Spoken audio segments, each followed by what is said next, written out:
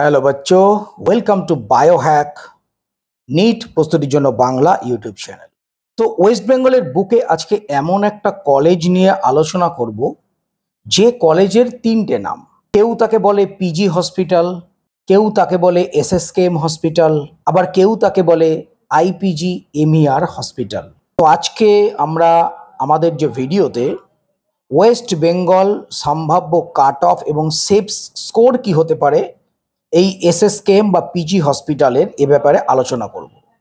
দেখো, একটা জিনিস তোমাদের আমি প্রথমেই বলি, তেমন হলে এই যে 17-18টা যে মেডিকেল কলেজ আছে তার কাট অফগুলো একটা ভিডিওতেই আমি বলে দিতে পারি, কিন্তু একটা জিনিস, যখন তোমরা কোনো কলেজ সিলেকশন করবে, তোমরা কোনো কলেজে অ্যাডমিশন নেবে, তখন সেই কলেজের যে একটা তোমার হিস্টোরিক্যাল ইম্পর্ট্যান্স কি আছে বা কলেজ সম্বন্ধে যদি একটা ধারণা তোমাদের জন্মায় যে হিস্টোরিক্যালি সেই কলেজের গুরুত্ব কতটা, তোমাদেরও ভালো লাগবে, প্লাস তোমরাও কিন্তু কলেজ সম্বন্ধে কিছুটা জানতে পারবে। সেই জন্যই আমি করেছি কি, যে কলেজের একটা ব্রিফ হিস্ট্রি তোমাদেরকে বলবো, সেই কলেজের যে হিস্টোরিক্যাল ইম্পর্ট্যান্স তোমাদের বলবো, কিভাবে কলেজটা প্রথম থেকে তৈরি হয়ে আজ এ পর্যন্ত এলো, সে ব্যাপারে আলোচনা করলে তোমাদেরও ভালো লাগবে। তো যাই হোক, আমার যে চিন্তা ভাবনা, আমি যেটা ভেবেছি, সেটা তোমাদের কেমন লাগছে তোমরা অবশ্যই কমেন্টে জানিও, আর ভিডিওটা ভালো লাগলে লাইক করো, শেয়ার করো। যাই হোক, আজকে আলোচনা করছি এসএসকেএম হসপিটালের কাট অফ সেফ স্কোর নিয়ে। প্রথমেই আমরা চলে যাচ্ছি যে হেরিটেজ হিস্ট্রি কি আছে। 1707 সালে কাউন্সিল অফ ফোর্ট উইলিয়াম প্রথম এই হসপিটালটা তৈরি করেছিল। তখন অবশ্য একটা একতলা বিল্ডিং ছিল এবং শুধুমাত্র ইউরোপিয়ানসদের জন্যই কিন্তু চিকিৎসার ব্যবস্থা ছিল। তখন এটার নাম ছিল প্রেসিডেন্সি হসপিটাল। তারপরে 1768 সালে আরও দুটো বিল্ডিং পারচেস করা হয় এবং এই হসপিটালটাকে এক্সপ্যান্ড করা হয় একটা ফুল ফ্লেজড হসপিটালে। তখন এর নাম হয় প্রেসিডেন্সি জেনারেল হসপিটাল বা পিজি হসপিটাল। এরপরে 2 এপ্রিল 1770 সালে এই যে হসপিটালের ডোর নন ইউরোপিয়ানস মানে সবার জন্য ওপেন করে দেয়া হয়। তা দেখতে পাচ্ছ এই হসপিটালটা কিন্তু সুদীর্ঘ একটা গুরুত্ব রয়েছে। 1954 সালে এটার নাম হয় SSKM hospital, Seth Sukhlal Karnani memorial hospital. এবং এই পিজি হসপিটাল বা এসএসকেএম হসপিটাল হলো গোটা ইস্টার্ন ইন্ডিয়ার মধ্যে প্রথম হসপিটাল যেখানে পিজি কোর্সেস মানে পোস্ট গ্র্যাজুয়েট কোর্সেস পড়ানো শুরু হয়েছিল প্রথম। 16 জানুয়ারি 1957 সালে এই হসপিটালের নাম হয় IPGMER, post graduate medical education and research.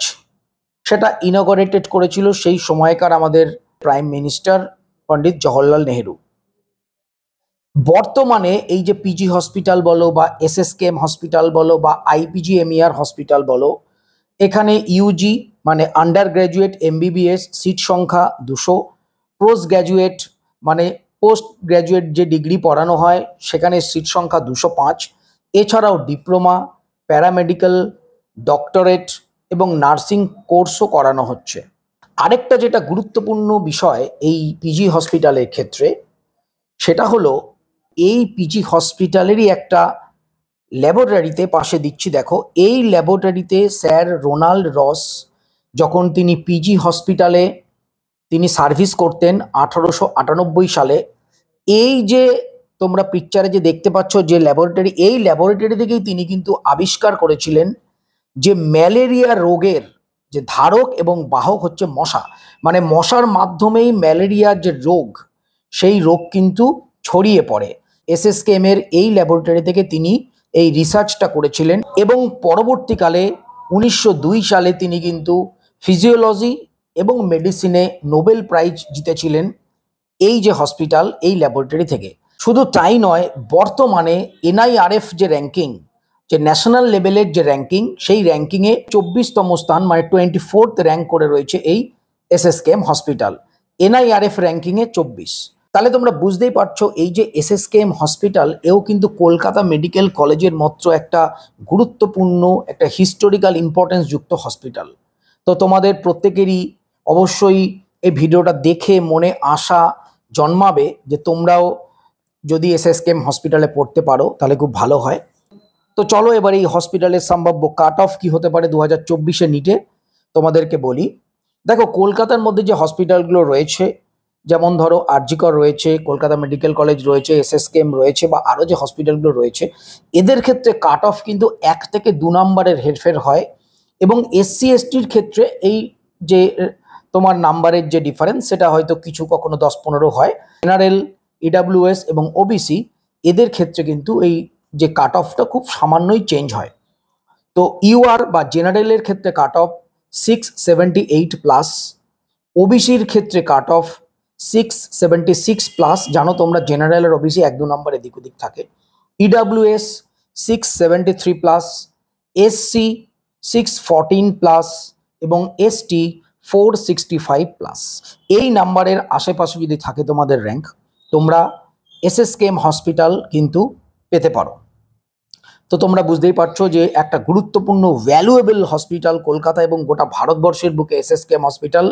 এবং এসএসকেএম হসপিটাল থেকে তোমরা পাস করেছো বা এসএসকেএম হসপিটালে পড়ছো, এটা নিজেদের মধ্যেই একটা স্পেশাল, যেমন এইমসে পড়ার মতো একটা অভিজ্ঞতা বা স্পেশালিটি এসএসকেএমের ক্ষেত্রেও তাই। তো আরও একবার বলে দিই তোমাদের কাট অফটা কী হতে পারে।